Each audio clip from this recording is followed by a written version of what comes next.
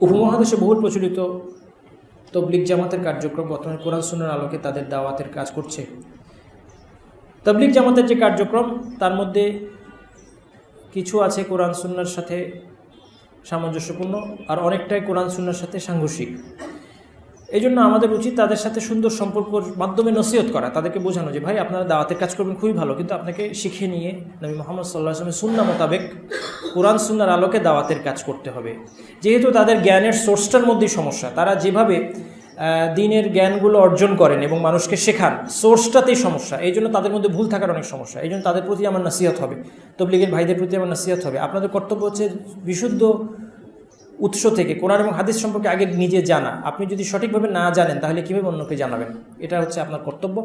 অতএব এই জন্য আমি যারা অলরেডি এর সাথে জড়িত তাদেরকে এই উপদেশ দিব, আর যারা জড়িত হননি তাদেরকেও বলবো যে তাবলিগ জামাতের সাথে জড়িত হওয়ার দরকার নেই।